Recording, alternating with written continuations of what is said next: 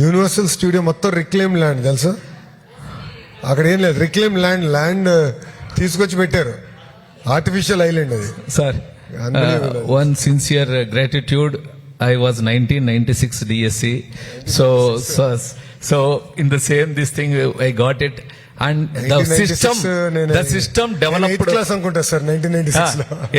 System developed by Honorable Chief Minister sir, counseling. No need to go to Samiti President, no need to Mandal President. We went there, so that has been stopped. So it was so wonderful, and we are very grateful to the government that is a study tour, it's not an excursion.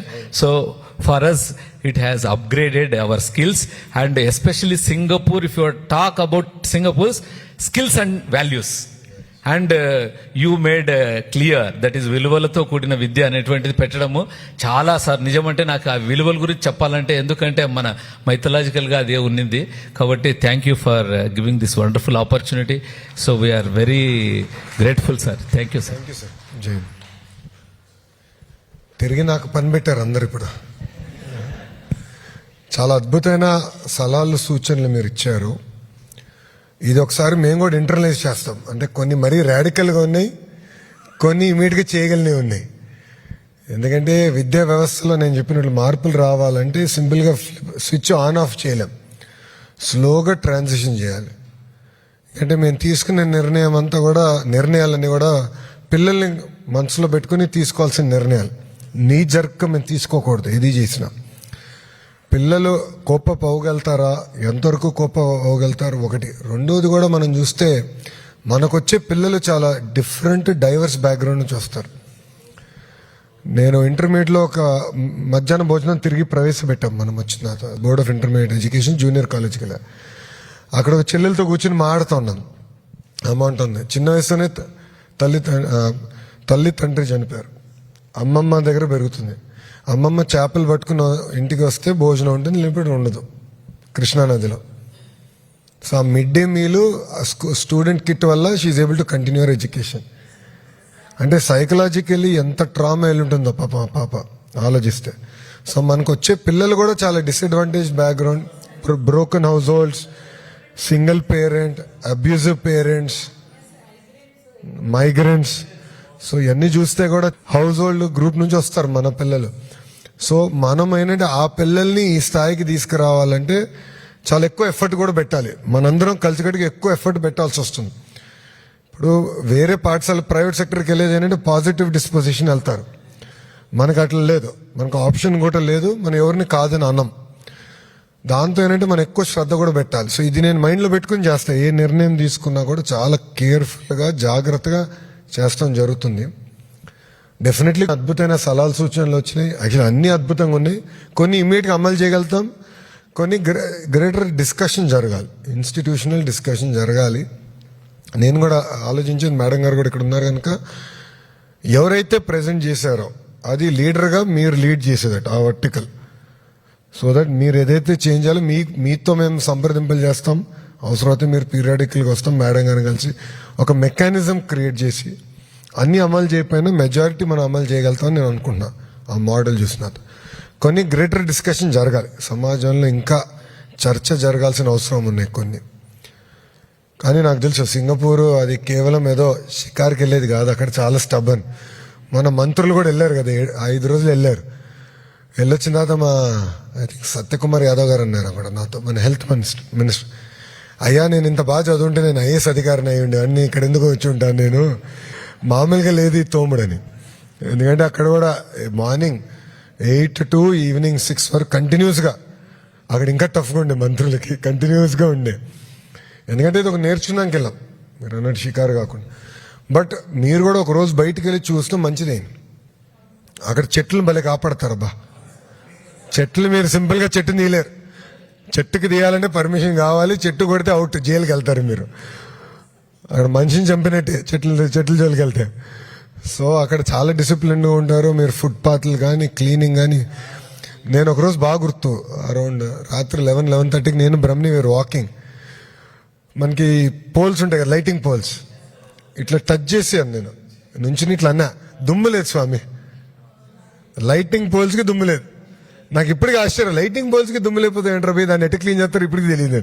Next time వెళ్ళాడు అడగాలి, అర్ధరాత్రి వెళ్ళి lighting poles ఎట్లా clean చేస్తారా అని. ఆ?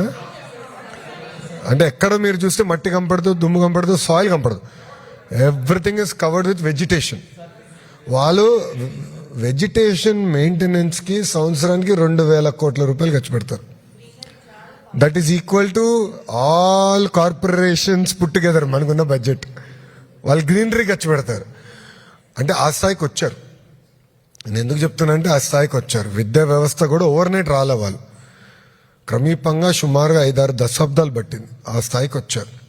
So మీరందరూ కూడా ఏంటంటే ఇస్తుంది ఆ ఎక్స్పోజర్ విజిట్స్ ద్వారా ఏంటంటే మీరందరూ లీడర్స్గా తయారయ్యి మన విద్యా వ్యవస్థను ఆ స్థాయికి తీసుకురావాలనేది నా లక్ష్యం, మనందరి లక్ష్యం.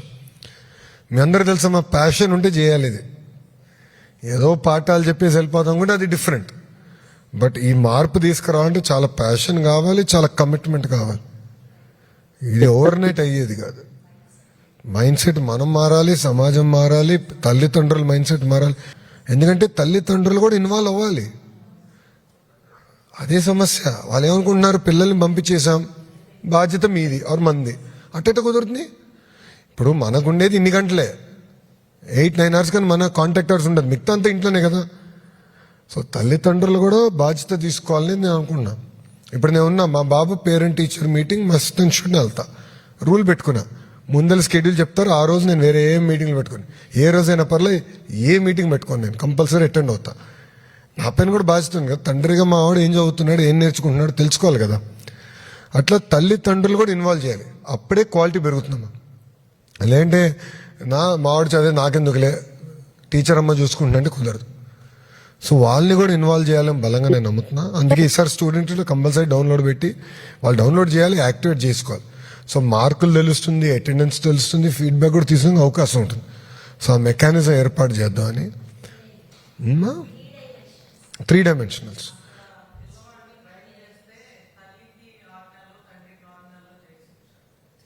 ఏంటమ్మా, సారీ, ఏం ర్యాక్ చేస్తేనా, పిల్లోడు క్రైమ్ చేస్తేనా? అమ్మా అక్కడ it is a very fine city అంటారు. 2 ఫైన్లు ఉన్నాయి అక్కడ 2 ఉంటాయి. అందుకే ఆనెస్ట్లీ మేము యాజ్ అ ఫ్యామిలీ, కుటుంబం పరంగా వి అడ్మైర్. బ్రహ్మి అక్కడ పనిచేసిందమ్మా 2 సంవత్సరాలు. She worked in Singapore. So నేను ఎక్కువ వెళ్ళేవాడిని ఆ టైంలో. అది పెళ్ళైన తర్వాత she use to work there for 2 years. Experience, very discipline. ఎంత సిస్టమేటిక్గా ఉంటారంటే నేను ఆశ్చర్యపోతాను. నేను కూడా మొన్న వెళ్ళా కదా, ఒక రోజుకి వెళ్ళా. మార్నింగ్ దిగి మినిస్టర్ గారిని కలిసి 4-5 మీటింగ్ చేసుకుని ఈవినింగ్ వచ్చేసా. ప్రమాణ స్వీకారం ఉందని వెళ్ళాల్సి వచ్చింది. సో నేను చూసా కదమ్మా డిసిప్లిన్, ఆ పట్టుదల, కమిట్మెంట్. కానీ over a period of time వచ్చిందమ్మా. అది పాపులేషనే కాదమ్మా. లేదు, ఐ డిసగ్రీ విత్ దట్ అమ్మా. పాపులేషన్ అంటే అప్పుడు ఈ మోడల్ అమరావతిలో చేయాలి కదా. మనం ఏమంటాం అంటే సింపుల్గా మనకి అదొక ఎక్స్క్యూజ్ అయిపోయిందమ్మా.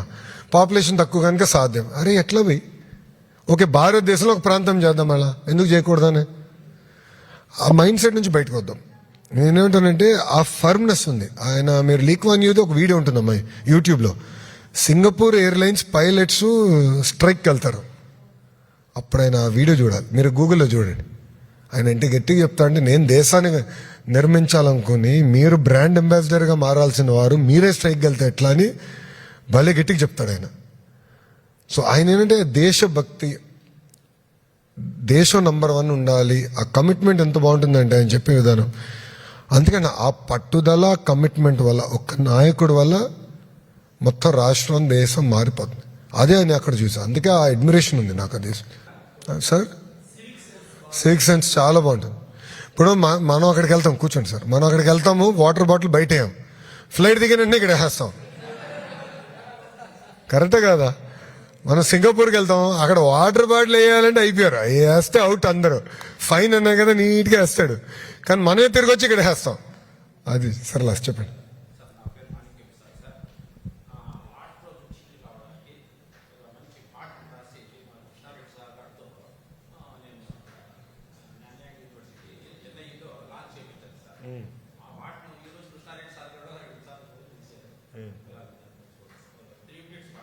చూపించండి, ఉందా?